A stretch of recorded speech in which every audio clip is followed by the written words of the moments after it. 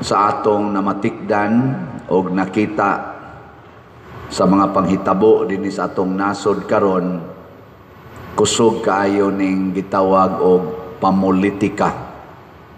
Unsa man ang pamulitika sa ato dinhing konteksto, kana bang ang mga nanaglingkod sa gahom dili gustong pulihan.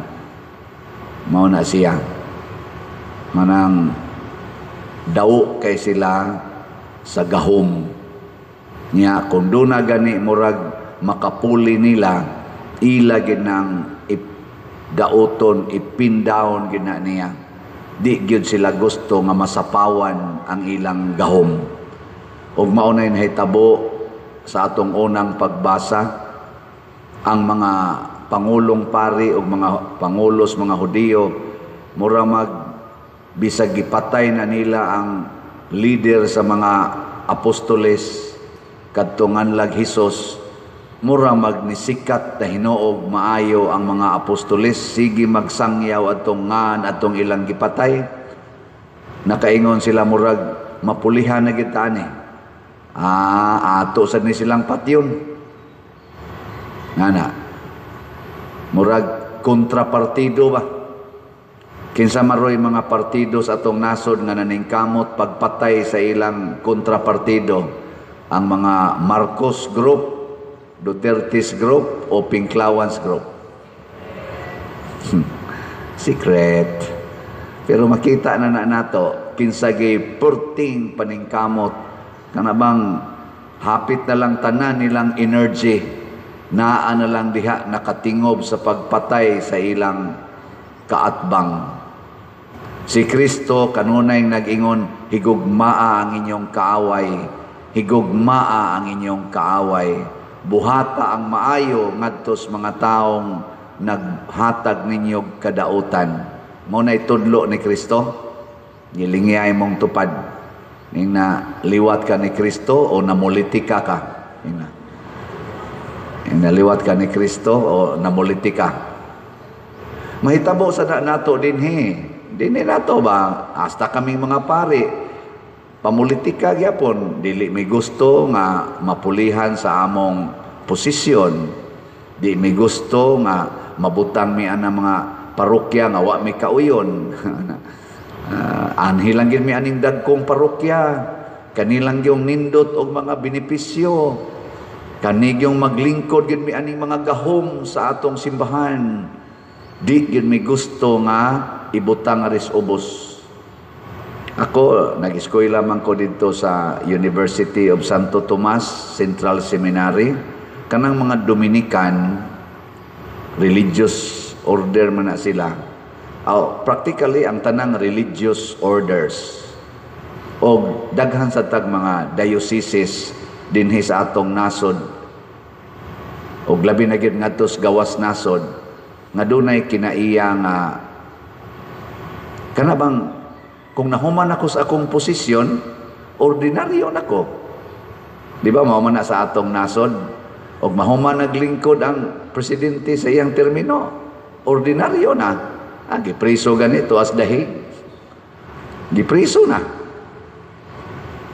Kana, og mudawataan ng maong prinsipyo, na kung nahuman na kas imong termino, mahimo na kang ordinaryo nga citizen, mahuman sila nga to sa Amerika, di ba? Tanawa sila nga to. Mahuman sila silang termino.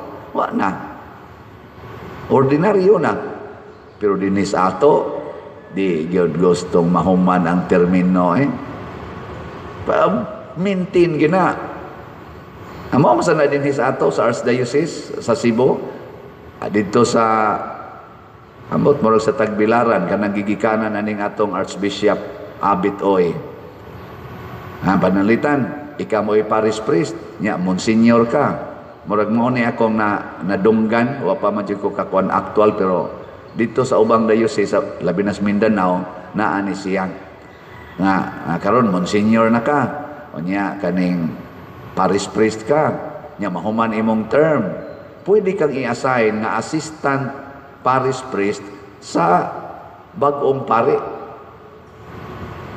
Nya musugot ra po sila. Ibo ang ko nga kasi mong assistant padre si Monsignor. Bitaw.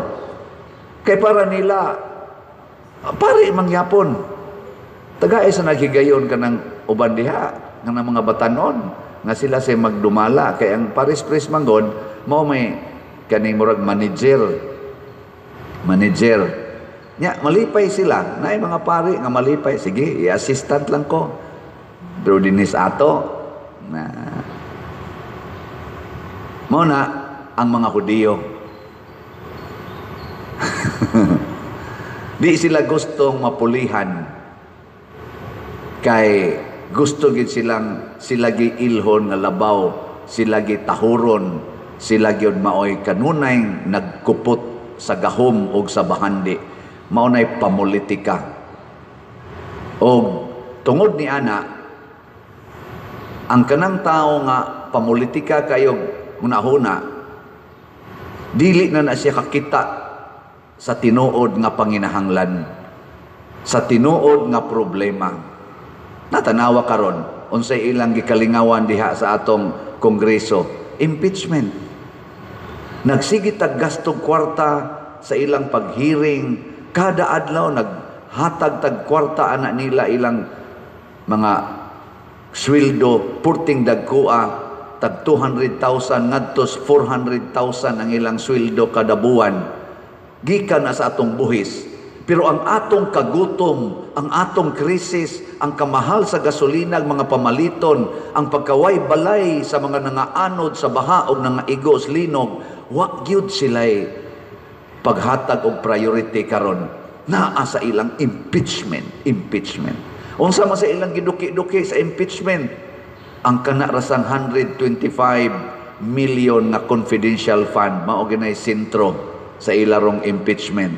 Pero naa say billions of confidential funds nga naa sa office sa presidente, wa gyud tagda gani ang mga petisyon sa impeachment against sa presidente, namatay lang dayon. Wa gyud gani sundi nga kadtong mga malita nga kwarta, kadtong mga gipangsulti nilang Gutesa, nilang Diskaya, wa gyud sudli kadtong mga flood control, kadtong gipauli sa Supreme Court nga 60 billion nga gikuha gikas PhilHealth, giuli na ba?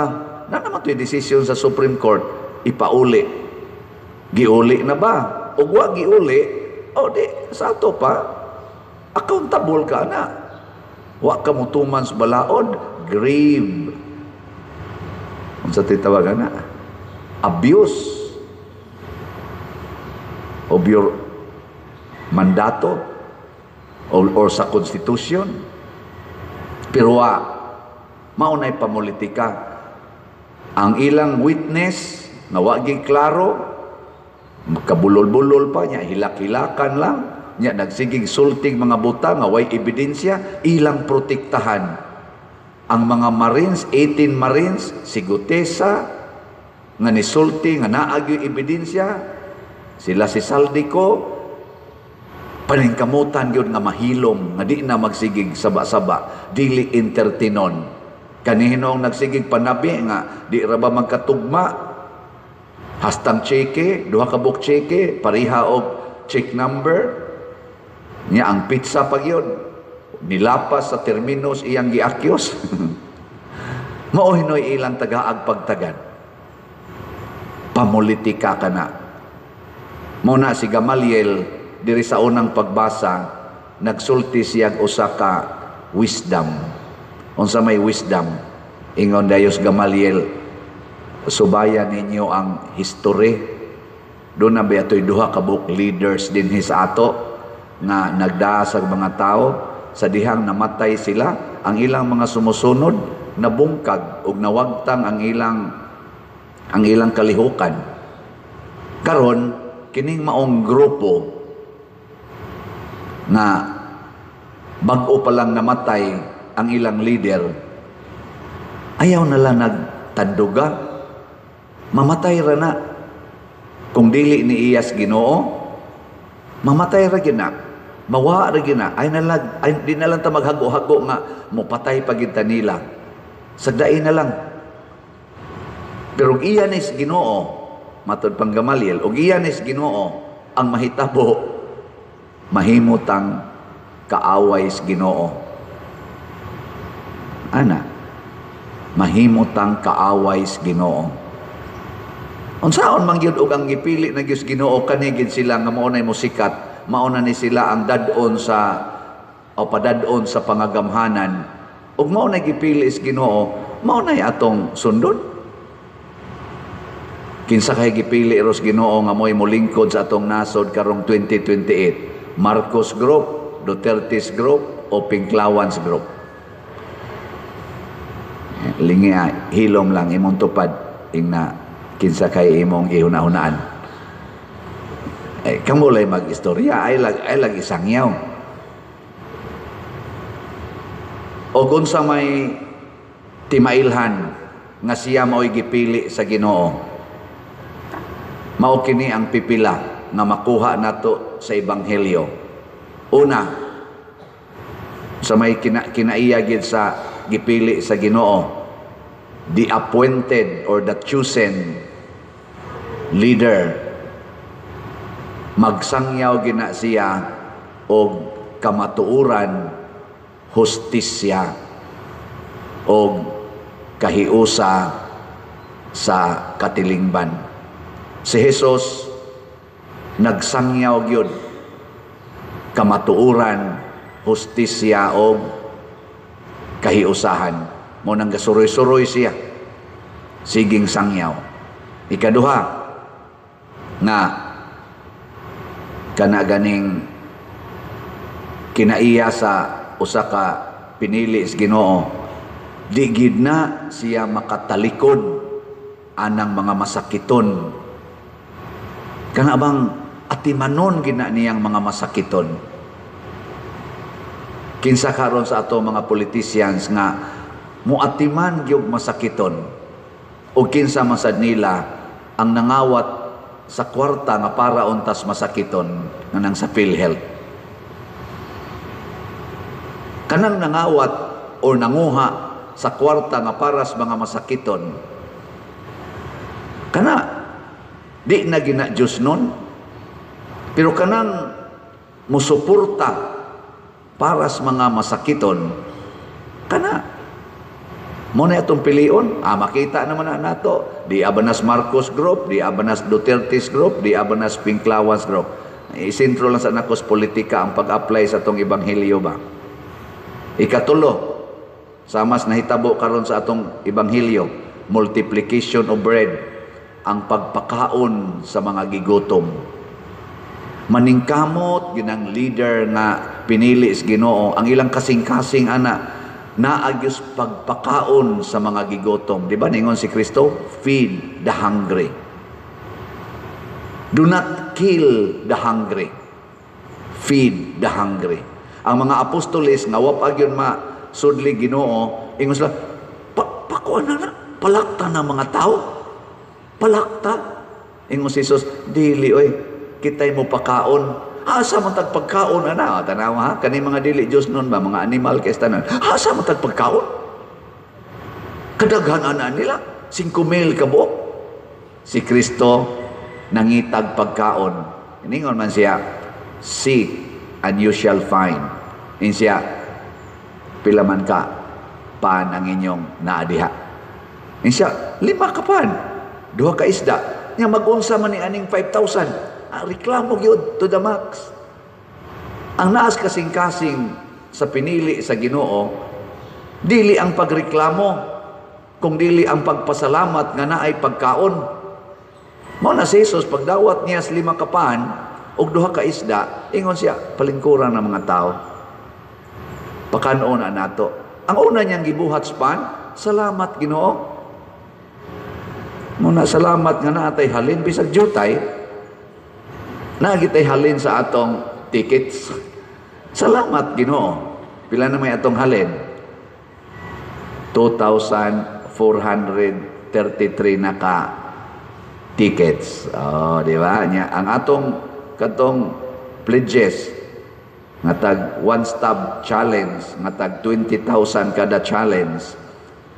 16 na ka challenges o niya duha na ang na completely paid. Oh, pakpak.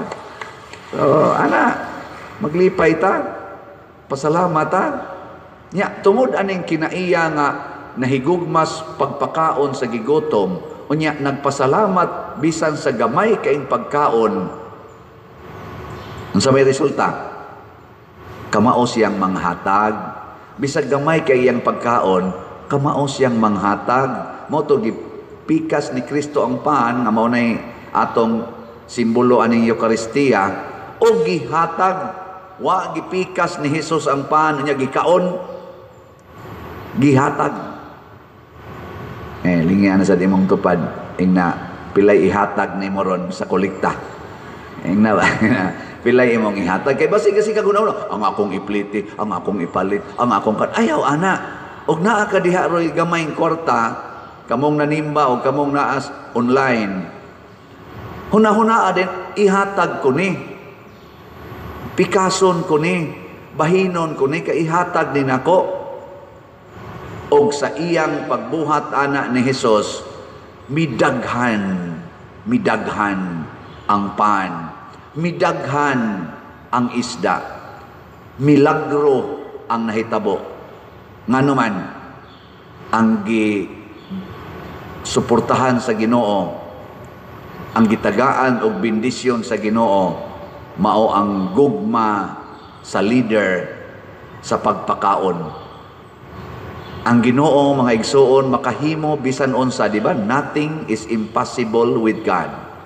Pero mag-agad siya sa atong desisyon. Kung mo desisyon kang manghatag, iya sa kang suplayan. Murabag ka ng gripo ba? Kana bang inyong faucet, gripo? Og muklag up na siya, din na muhatag og tubig. Awa gyud tubig nga isupply diha. Di ba? Pero inig abli nimo muagas, awa ginay hunong, gripo ra man na siya. Kitang tanan pulos ra man ta channels of graces. Pero mahimo na tangdaw ni clog up ng atong garbo sama ng pamulitika, din ata manghatag, magpaburot na tas atong kaugalingon, mamalit na taan ang mga nindot kayong sakyanan, mamalit na tagdaghan kayong sakyanan, mga mansions, gikan sa gagmayng buhis nga gitipon-tipon in town sa mga pobreng Pilipinos. Muhubas gyud ang grasya. Mao na siya.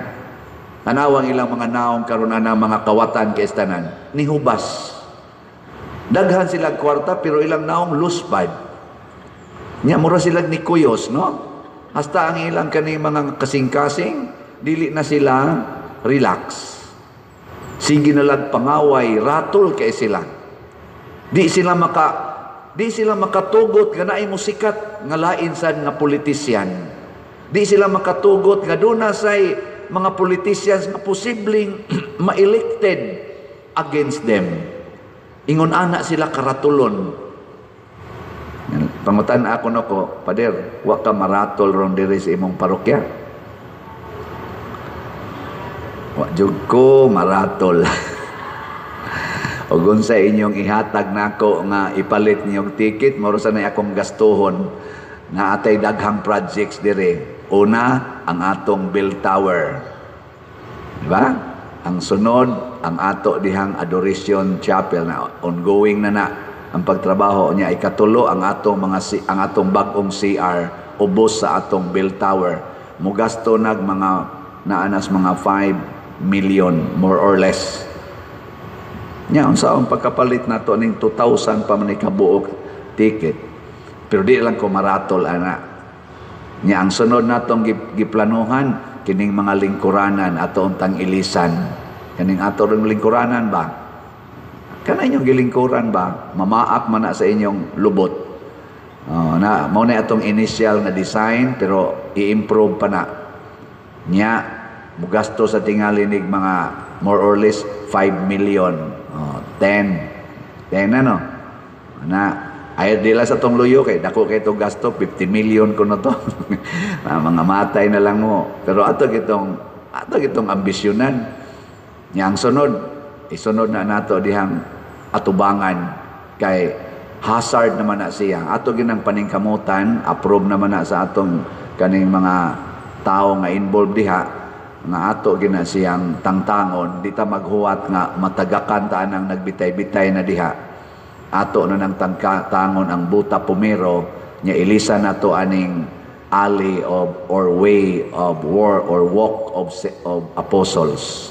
Mao na iyang naong diha. Okay na ninyo? Okay kayo. Di ba? Mo na atong tumong. Kana diha, dagan sa nating alig mga 5 million more or less. Di 15. Niya, katong ato ditong mortuary kay nanarabay imong tupad, tiwasono na raba na. May doon na nasa ta dito'y kahayaan. Kana, basig mo gasto na sa naglain na sa na mga 10 million.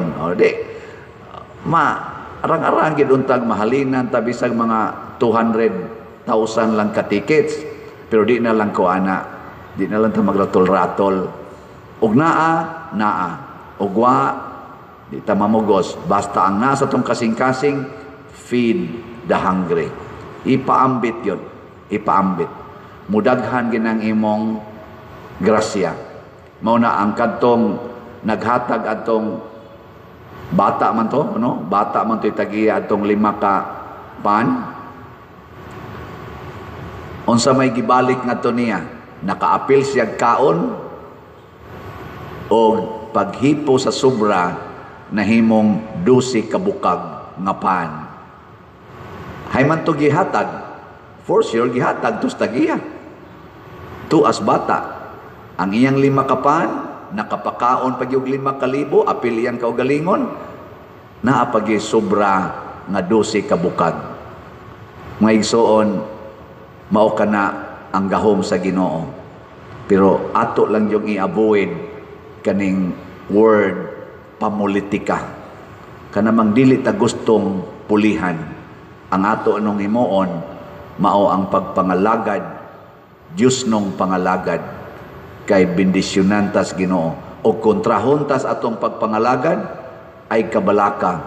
Parihas mga apostolis, gilatos sila bisag way sa unsa may ilang gihimo, nag-awit sa kalipay nga sila nakaambit sa kasakit o kamatayon sa ilang master nga mao si Jesus. Ilas na lang lingi si mong tupad ing na malipay kag latoson. Ing na ba na malipay ra kag latoson? Maingon ko, "Hoy, di ko latos ko taon." Sa ato pa may pagkayawanon ka.